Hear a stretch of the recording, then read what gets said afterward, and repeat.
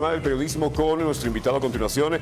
Él es Raúl Peñaranda, es el presidente de la Asociación de Periodistas de La Paz, a quien le doy la más cordial bienvenida. Buenos días, Raúl. Buenos días, Osvaldo. Gracias por este contacto para hablar de algo que nos interesa a todos, especialmente a nosotros los periodistas, pero también, por supuesto, a todo el público.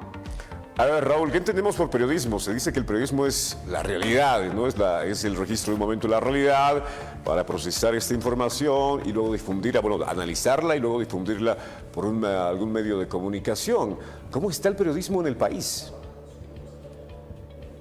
El periodismo en el país tiene dificultades y tiene problemas en varios flancos. Uno, el flanco político. Tenemos un entorno político que tiene muchas amenazas hacia el periodismo. Otro es el flanco de las nuevas tecnologías. Estamos en una transición que señala que de una manera de hacer periodismo que era solo hace una década, eso ha cambiado totalmente y la manera o lo que se llama el modelo de negocios ha variado mucho y ahora los medios de comunicación tienen muchas dificultades en conseguir las fuentes de inversión publicitaria que antes tenían. Tercero, ha cambiado también porque tenemos unos primos hermanos que a veces no los queremos reconocer como periodistas o como cercanos, que son los youtubers, los tiktokers, que hacen otro tipo de información, dan otro tipo de opiniones, muchas veces no necesariamente confirmadas, pero que tienen en la generalidad de los casos más llegada que los propios periodistas, así que también nosotros tenemos que saber ahora convivir con esos nuestros primos hermanos y tratar de no rechazarlos como algunos periodistas intentan hacer, sino más bien también hacer que ellos tengan códigos de ética. Los periodistas tenemos unos códigos de ética que, por ejemplo, no deberíamos dar información que no es confirmada, deberíamos de tener parte y contraparte, etcétera, deberíamos contextualizar, en fin.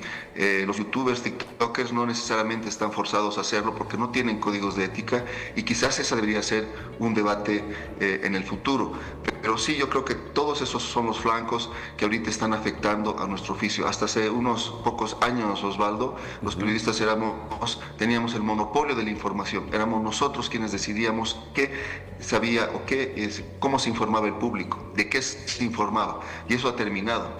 Y también eso ha generado, por supuesto, estas nuevas dificultades que tiene el periodismo. Justamente quería saber tu percepción respecto al periodismo antes y el periodismo de ahora, porque claro, antes se decía el periodista era interpelador, era el que incomodaba al poder. Naturalmente hoy mucho de ello no se ve y hay algunos expertos que dicen es que esto obedece a esta denominada asfixia económica que ha implementado el gobierno sobre los medios de comunicación, que no le permiten interpelarlo, y aquel que interpela de repente pues termina siendo relegado y no teniendo parte de la pauta publicitaria. ¿Cómo ves esta diferencia entre el periodismo de antes y el actual? Siempre el periodismo ha tenido dificultades y siempre ha incomodado al poder. El poder siempre se ha sentido incomodado por los periodistas.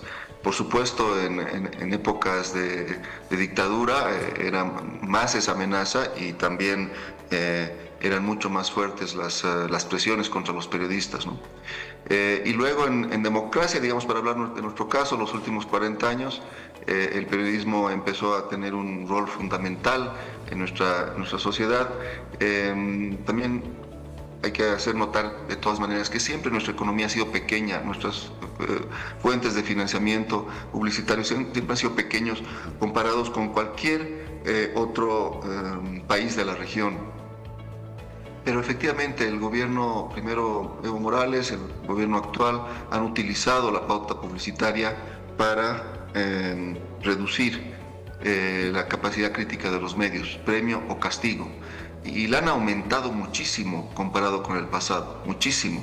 En el estudio que yo hice, que ya es un estudio que tiene 10 años, que es control remoto, calculé que se había multiplicado por 10 la pauta publicitaria estatal comparado con los gobiernos anteriores, para darle más, como también alguien decía, más droga a esos medios de comunicación.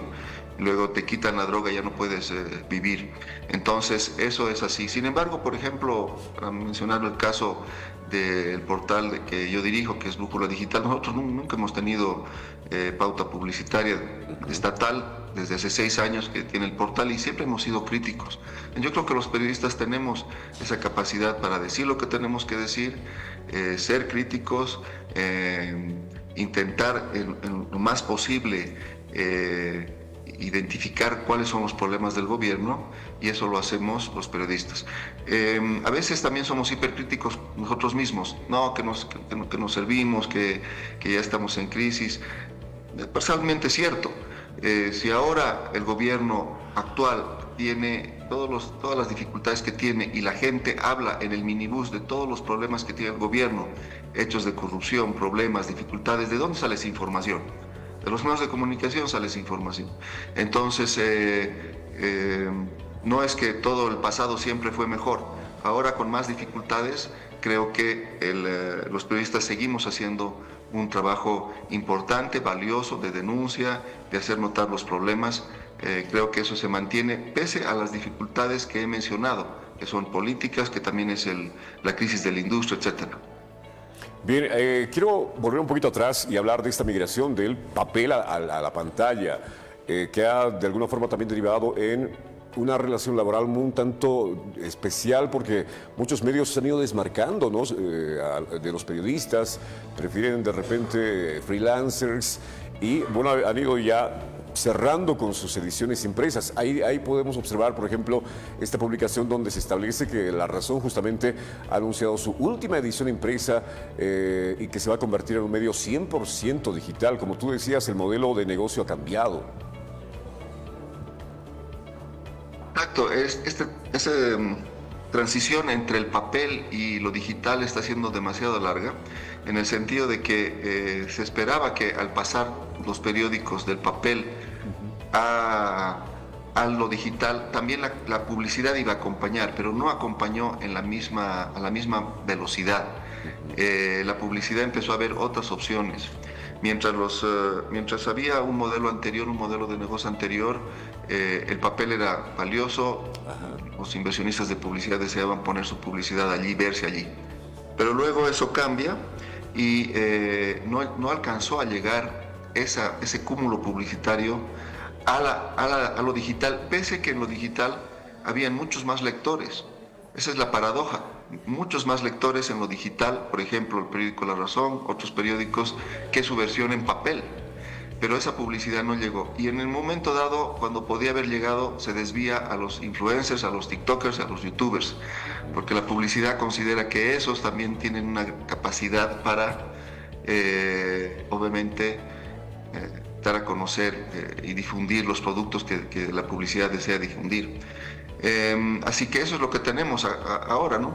En el caso de La Razón también fue afectado por la política, si se puede decir así, porque se lo consideraba como un periódico, primero masista durante tantos años, pero luego evista en años recientes. Y entonces el gobierno no le gusta cualquier oposición, no le gusta la oposición democrática que intentan hacer otros medios de comunicación independiente, pero tampoco le gusta que haya un periódico evista como lo es La Razón.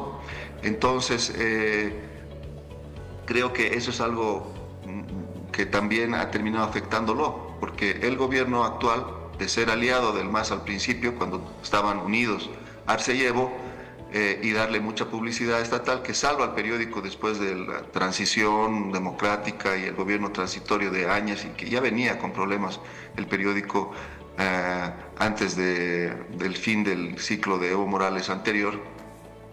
Pero luego, rápidamente, como se sabe, Evo y Arce empiezan a tener esas dificultades y La Razón apuesta por la facción evista. Y así es, o por lo menos es así como lo ve el gobierno de Arce, y le corta toda la pauta publicitaria estatal. lo que causa la crisis actual y el cierre del papel. Así es. Bueno, ya para finalizar, no puedo dejar de hablar de este evento que ha sucedido, lamentable, naturalmente, con la partida del padre Pérez. El grupo Fides ha sido característico del padre Pérez ahí a la batuta del grupo Fides, formador, se dice, de generaciones de periodistas. ¿Cómo ves a partir de este evento lamentable el futuro de este grupo periodístico, este grupo de medios de comunicación? Sí, Osvaldo, yo creo que el grupo Fides va a seguir. Es un grupo que ha cumplido 80 años hace poco, es un medio de comunicación muy importante y afortunadamente el padre Pérez ha dejado las bases suficientes como para que el medio no dependa de él como director. Ya también sabemos que hace varios años que él no salía en pantalla, aunque era el director, pero no salía en pantalla. Le ha dejado a varios, entre comillas, sucesores, ha formado gente, como tú bien lo has dicho. Generaciones de periodistas se han formado allí. Así que el grupo Fides va a seguir siendo un grupo importante, un medio de comunicación, colega, que es muy importante, muy influyente, muy serio. Y con esta pena que hemos tenido de la muerte del padre Pérez, y además, lamentablemente, una situación en la que él ha estado, creo que casi 3 meses, lamentablemente internado, primero en una clínica, después en otra, aunque parece que también él pedía salir por horas y lo llevaban a la radio y después lo internaban de nuevo. Pero creo que para la Radio Fides, más bien, gracias a esa labor que ha tenido el padre Pérez de formar nuevas generaciones, me parece que eso es lo que precisamente va a hacer que el grupo Fides siga adelante con esa misma fortaleza y con esos valores que el propio padre ha impuesto, ha señalado durante tantos años a cargo de la radio. Raúl, te quiero agradecer por tu tiempo. Es siempre importante saber tu punto de vista respecto a lo que sucede en el periodismo del país. Muchísimas gracias, Osvaldo, por este contacto. Me permite hablar con tu amplia audiencia de cosas que nos interesan tanto a todos. Así que gracias nuevamente y hasta la próxima. Un abrazo, estaremos en contacto seguramente. Amigos, era Raúl Peñaranda, presidente de la Asociación de Periodistas de La Paz, quien nos ha dado su punto de vista respecto a cómo está el periodismo en el país. Vamos a cambiar rápidamente, vamos a algo que a mucha gente le encanta, el deportivo, un compacto